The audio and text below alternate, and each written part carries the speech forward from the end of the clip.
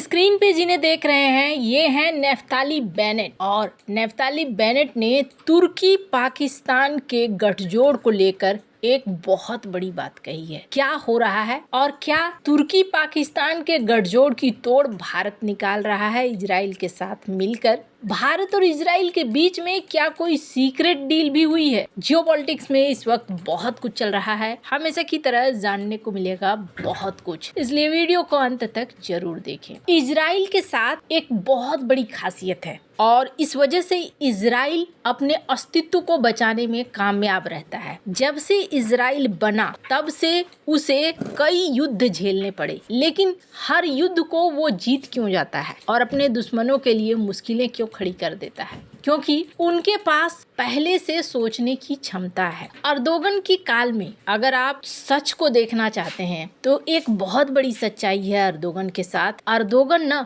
धीरे धीरे चलते हुए बड़ी बड़ी सफलता हासिल कर रहे हैं और लोगों को अंदाजा भी नहीं लग रहा है कि वो बहुत बड़ी सेंध लगा देते हैं और इस सेंध में कामयाब भी हो जाते हैं। इसका एक एग्जाम्पल देखिए। जब अर्दोगन डोनाल्ड ट्रंप से मिलने आए थे तो डोनाल्ड ट्रंप ने कहा हजारों सालों से जो चाहता था तुर्की वो कोई नहीं कर सका, लेकिन अर्दोगन ने वो कर दिया। अब क्या कर दिया था? सीरिया में तख्ता पलट, सीरिया में तुर्की की एंट्री या तुर्की के समर्थित सरकार की एंट्री, ये बहुत बड़ी बात है, लेकिन ये हो गई। और इसी बात को डोनाल्ड ट्रंप ने कहा था कि हजारों सालों से तुर्की चाहता था लेकिन कोई नहीं कर पाया, पर अर्दोगन ने जरूर कर दिया। ये एक बहुत बड़ी जीत है अर्दोगन की। और अगर आप सोच रहे हैं कि भारत के इर्द गिर्द मंडरा रहा है तुर्की या इजराइल के लिए तुर्की के अंदर बौखलाहट है, तो ये सब कुछ नॉर्मल है, कुछ दिन में होगा चला जाएगा, या फिर 2-4 ड्रोन बना ही लिए मालदीव के साथ या दे ही दिया तो क्या फर्क पड़ता है? फर्क पड़ता है, बहुत ज्यादा फर्क पड़ता है। तुर्की और अभी अर्दोगन के शासनकाल में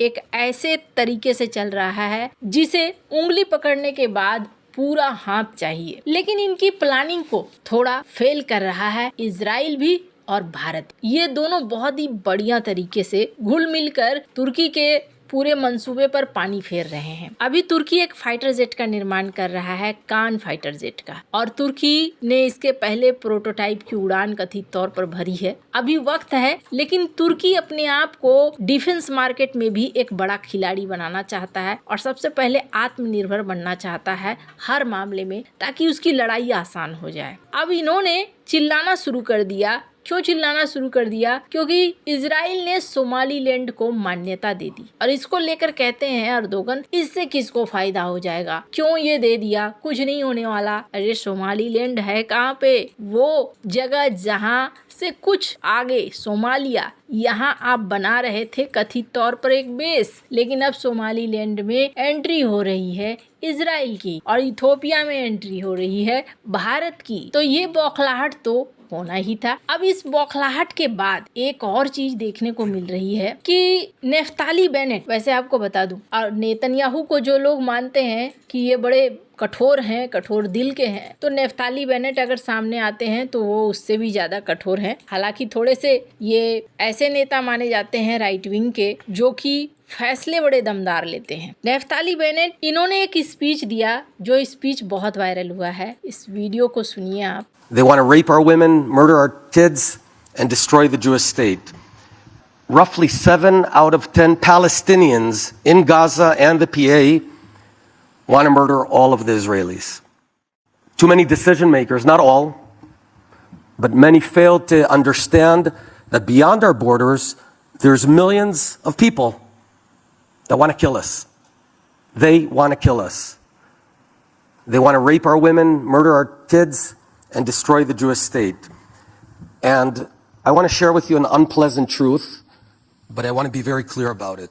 At this moment, I assert that roughly 7 out of 10 Palestinians in Gaza and the PA want to murder all of the Israelis.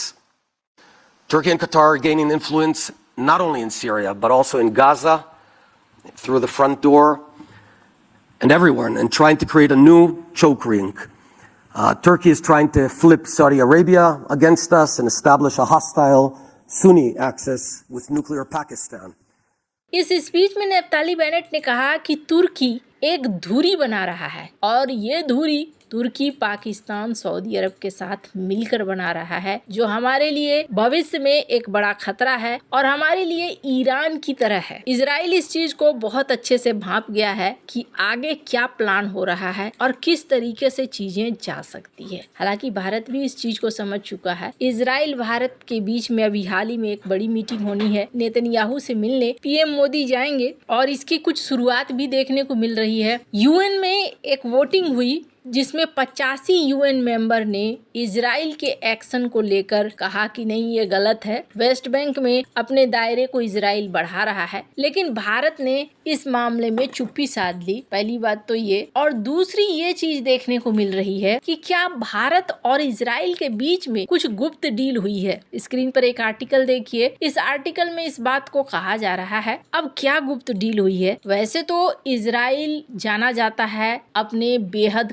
खतरनाक हथियारों को लेकर, और अभी इजराइल ने एक बड़ा बढ़िया कारनामा किया है और वो है हाइपरसोनिक मिसाइल एरो 4 बनाया है, जिसे माना जा रहा है इजराइल का सबसे घातक हथियार। अब बहुत सारे लोग ये सवाल कर रहे हैं कि क्या ये भारत को मिलेगा। अब इसको लेकर अभी कंफर्मेशन तो नहीं है कि भारत को मिलेगा कि नहीं मिलेगा, पर हाँ, एक बात जो बहुत ज्यादा चर्चे में है और वो है कि क्या भारत अरबों डॉलर की डील कर रहा है इजराइल के साथ और बहुत बड़ी मात्रा में हथियारों की खरीद कर रहा है। कथित तौर पर भारत इजराइल का 8.7 बिलियन डॉलर का एक सीक्रेट डील हो रही है इस आर्टिकल के अनुसार। और इसमें क्या क्या आने वाला है? इसमें एयर लोरा, आइस ब्रेकर मिसाइल्स जिसमें AI सक्षम हमले करने की क्षमता हो, स्पाइस 1000 गाइडेड बम किट्स करीब 1000 unit, rampage air to surface missile, कई सारे ड्रोन,